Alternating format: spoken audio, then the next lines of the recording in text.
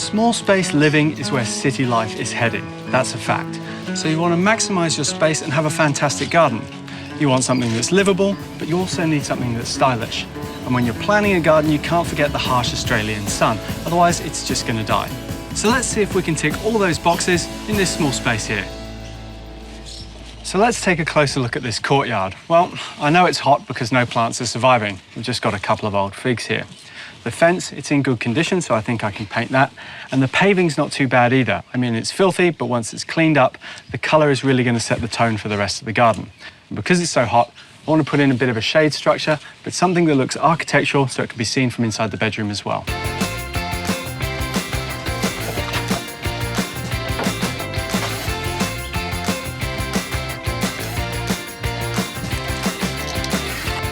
As our space is only for 2 people, we don't need much paving. So everything on the inside of the line stays, everything on the outside is going.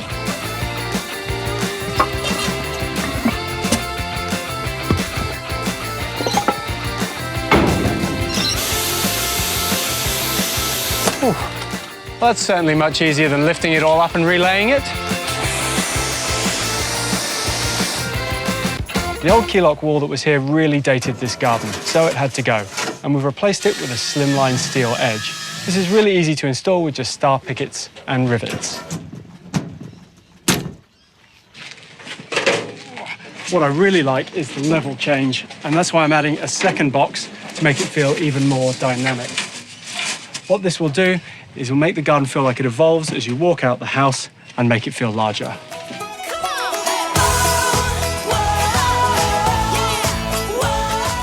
For our shade structure, I could have just used a simple sail, but that wouldn't have looked very nice. So I'm keeping with our minimalist theme, and I'm using timber. Now this is going to add warmth and give this garden a real upmarket feel. I'm using treated pine, and I've given it a coat of stain to make it look expensive.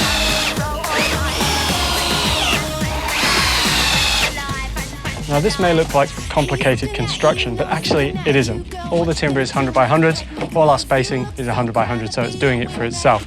It's just rinse and repeat, but it does give us a nice intricate detail.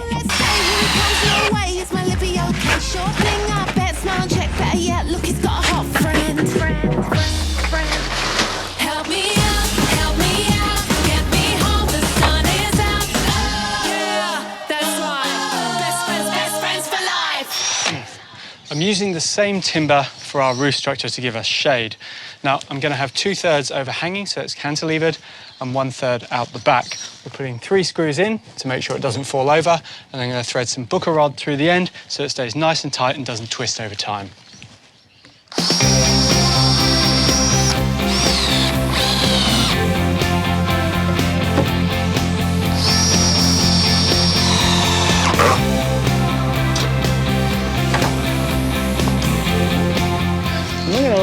This part of the project is pretty fiddly, but trust me, it's going to give this thing strength, which is going to make it last.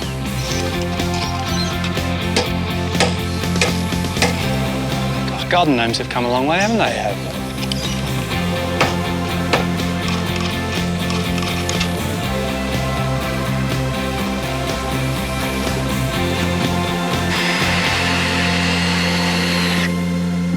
To finish our structure off, I'm just adding these sections of timber that come out into the garden bed.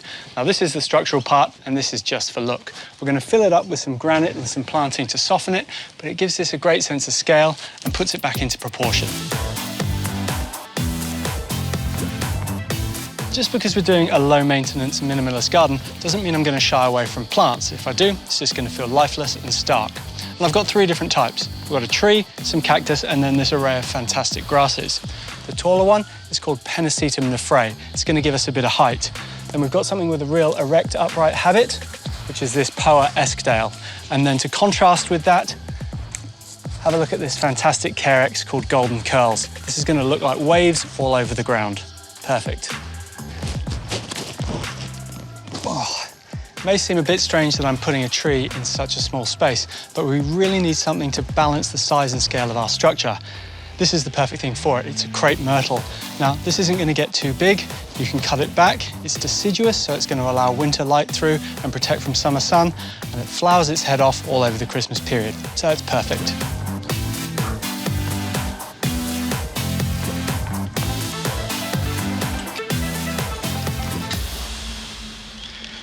When you've got a muted planting palette like we've got with these grasses, you really need some big feature plants to stand out and bring the design together. In our raised steel planter, we've got this fantastic Euphorbia amac, and the lime green really pops in front of this dark black fence. Over here, in front of the rusty steel, we've got a whale's tongue agave, which looks fantastic. And my number one tip for planting succulents, wear gloves or get somebody else to do it.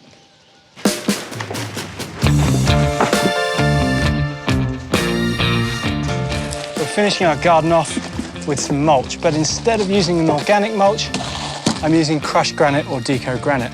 This fits with our theme perfectly, and unlike an organic mulch, it's not going to break down as quickly, so it should only need topping up every couple of years.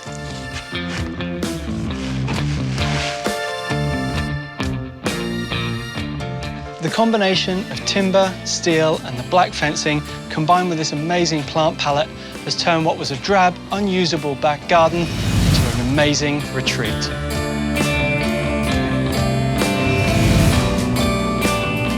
And the best thing of all, it's going to thrive in our harsh climate.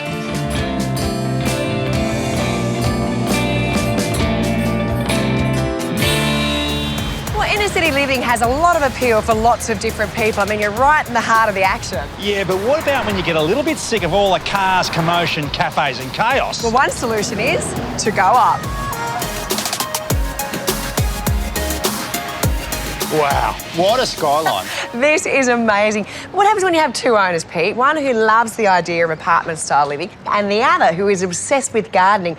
Those two things don't always meld. No, it's a dilemma, but they've solved it here. It's known as the Cleveland rooftop. Yeah, and it's in Sydney's inner city suburb of Redfern.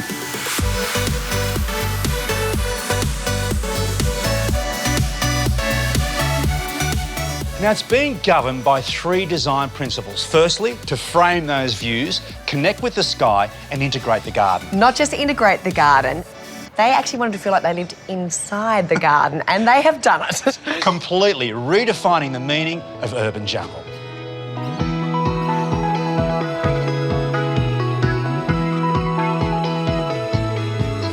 So keep in mind, we're on the rooftop of a heritage-listed factory building. So how then do we create a modern, contemporary castle in the sky?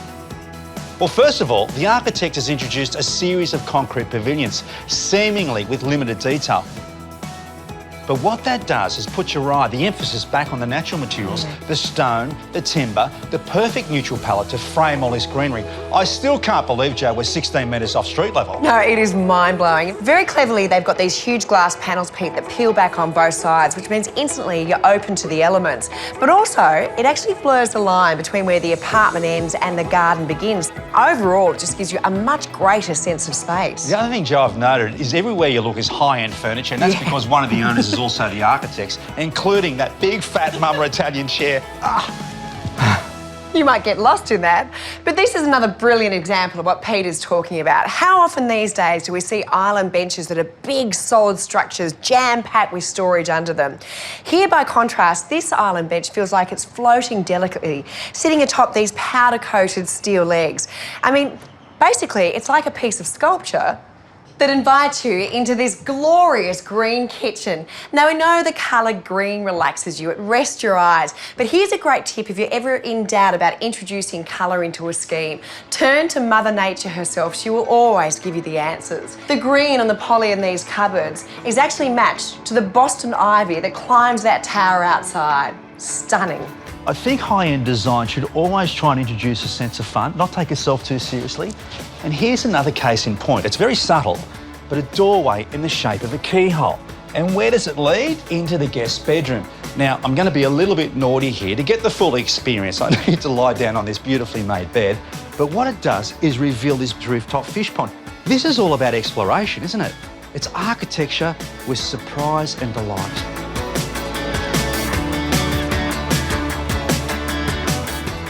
This is only one of 3 bedrooms. There's another guest bedroom, then of course the master, which is also looking out onto the garden and can be shrouded in these beautiful sheer curtains.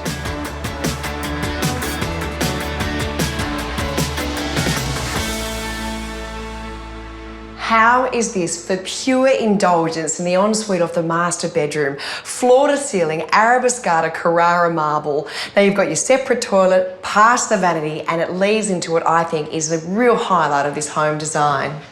Now, it's not often that we talk about curves in the shower, but when they are as sensual and gorgeous as this, they deserve some attention. Matched only by this soaring skylight. Now, this serves two purposes. Obviously, it gets light, which bounces off the tiles quite playfully, but also just the thought of having a shower either under the sun or clouds during the day or the stars at night. Gosh, exploring this house is such an adventure. Are you comfy enough? If you really want to immerse yourself in nature, how about an outdoor bath? I still can't believe on the other side of those ferns is one of the most densely populated parts of Sydney.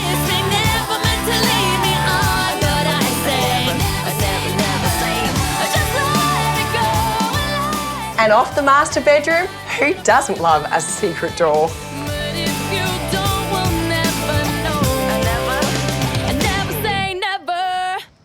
Which leads you to yet another incredible sanctuary. This one, the homeowner's office. But it's certainly not all work at this level. Oh, this is stunning. I mean, all this greenery up in the skyline is absolutely phenomenal. Yeah. This garden layout echoes the internal Yeah. planning in that it's asymmetrical, there's a meandering feel, everything's a slow reveal. You feel like there's something to explore around every corner. But Pete, this garden designed by William Dangar and Tom Smith from Dangar Barron Smith, the thing that is the most extraordinary is that it all sits on just 600 millimetres of soil. It's a good point you make, Joe, because there's an enormous amount of load on this existing structure. But the original bones were good. The old factory was of reinforced concrete. But the biggest loads, the trees, they were planned over the existing columns to help distribute that load. Now, that's clever. Now, who's this? Now, this is a beautiful sculpture called The Lost Tourist. Yeah, and this overall, Joe, I think is a great example of bringing green roof space into tight inner-city urban areas.